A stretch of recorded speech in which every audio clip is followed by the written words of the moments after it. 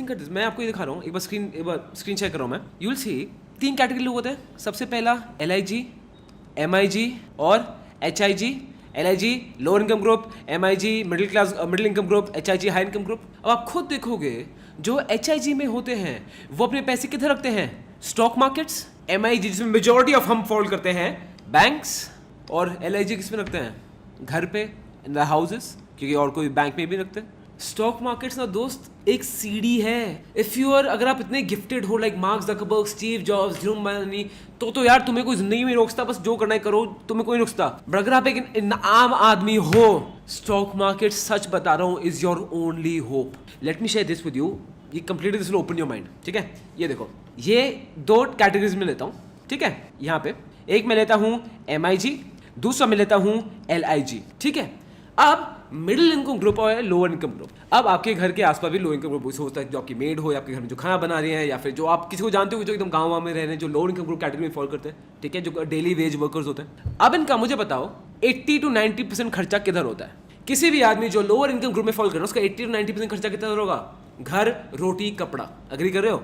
घर, रोटी, कपड़ा की इसी में 80 to 90% पैसा खर्च हो जाता है। तो अगर आप ये स्क्रीन देख रहे हो तो देखोगे 80 to 90% पैसा यहाँ पे 80 to 90% कहाँ खर्च हो जाएगा? In the basic necessities. घर, रोटी, कपड़ा। इसलिए जब कुछ प्रॉब्लम आती है ना किसी के पास, तो वो आपके पास है। इनको डेली वेज वो के पास प्रॉब्लम आती है, वो आपके पास आते हैं, प्लीज मेरी मदद कर दो, क्योंकि उनके पास सेविंग्स नहीं होती, वो कर ही नहीं पाते सेविंग्स, और हमें करनी भी चाहिए उनकी मदद। आई होप आप उनकी मदद करते हो। ठीक है, अब आ जाओ मिडिल इनकम ग्रुप में। मिडिल इनकम ग्रुप में आपको क्या लगता है कितना खर्चा हम अपनी बेसिक नेसेसिटीज पे करते हैं? सोचो, जो मैंने सेंसस रन किया था ना कि मिडिल इनकम ग्रुप का 30 से 40% खर्चा होता है बेसिक नेसेसिटीज में। ठीक है, आप मिडिल क्लास को देखो, खाने या पीने को आपको दिक्कत नहीं है, वो आपको ही पता है। दिक्कत कहाँ है?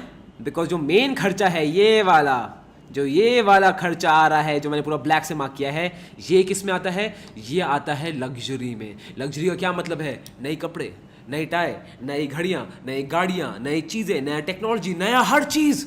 आई टेल यू माई स्टोरी। मैं 2008 में 10th में था। एडिडास से कुछ स्नीकर्स आए थे उस समय, बहुत बढ़िया स्नीकर्स थे। ठीक है, और मुझे वो स्नीकर्स चाहिए थे। AC मिलान की फुटबॉल क्लब है, जो मुझे फुटबॉल पसंद है, उसके आए थे, मुझे चाहिए थे स्नीकर्स, उसके बहुत स्टाइलिश थे। 2000 रुपए के। जब मैं 2008 की बात है, जब मैं 10th स्टैंडर्ड में था, 10वीं क्लास में था, मैंने अपने पापा से भीख मांगी थी, पापा प्लीज 2000 का जूता दिला दो, पापा प्लीज। आई रिमेंबर कि फैमिली गेट टुगेदर में बात हुई थी। पापा ने बोला, अब मेरे चाचा जैसे बैठे थे, पापा बोलते देखो यार 2000 की जूता खरीदा आजकल के बच्चे।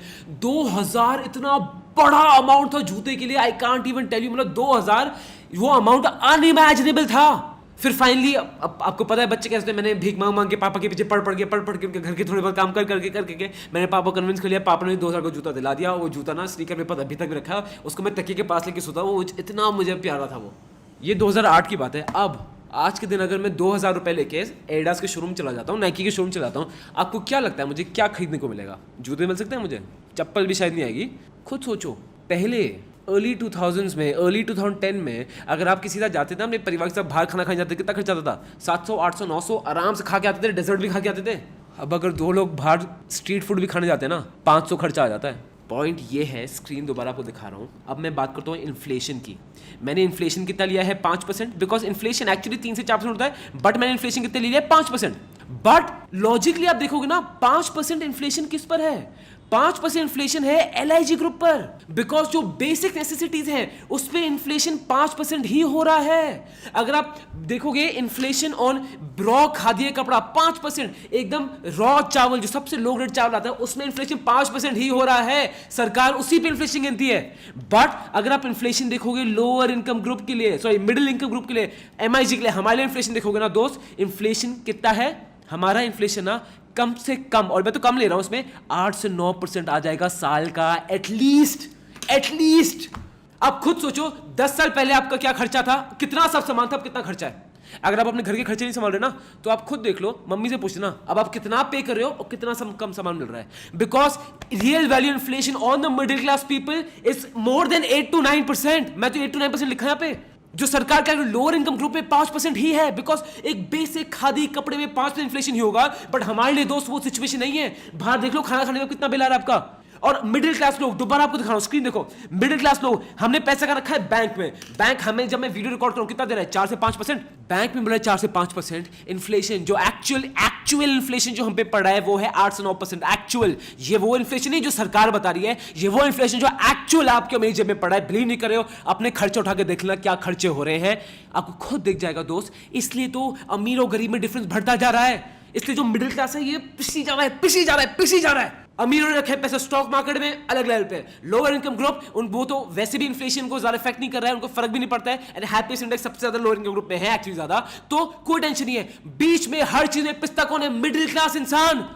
क्यों? गाड़ी खरीदे दिखाएं सोसाइटी को, घड़ी खरीदे सोसाइटी को दिखाना है। अगर आप बोलोगे ना हर्ष मुझे फर्क नहीं पड़ता सोसाइटी से, आपको फर्क पड़ता है, बिकॉज ये जेन्युइन थिंग है। अब मैं टैक्स की बात करता हूं दोस्त, टैक्स की बात करोगे? अगर अब मैं टैक्स की बात लेता हूं, क्या लगता है लोअर इनकम ग्रुप टैक्स देता है? नहीं, वो तो टैक्स ब्रैकेट में नहीं आते। क्या लगता है एचआईजी ग्रुप टैक्स देता है? एचआईजी ग्रुप, इनका पैसा स्टॉक मार्केट्स में है। स्टॉक मार्केट्स में लॉन्ग टर्म कैपिटल गेन जो एलटीसीजी है वो 10% है। इस देश में टैक्स दे कौन रहा है? अगेन ये मैं वीडियो कंट्रोवर्शियल में बट रियलिटी ये है, मिडिल क्लास दोस्त, rising petrol prices, inflation, taxes, हर चीज के थप्पड़ किसको पड़े? एक मिडिल क्लास इंसान को। मैं आपको ये बोल रहा हूं, स्टॉक मार्केट्स एक सीढ़ी है आपके आगे बढ़ने के लिए, इसको प्लीज हल्के में मत ले लेना।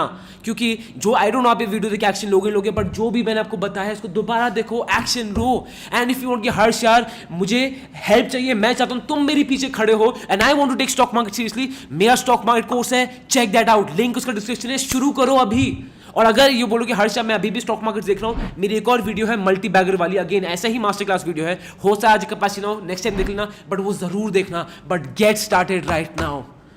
स्टॉक मार्केट्स बहुत जरूरी है। इस देश में मिडिल क्लास रह गए तो कहीं के नहीं बचेंगे। स्टॉक मार्केट्स आपका बिजनेस है, हमेशा याद रखना।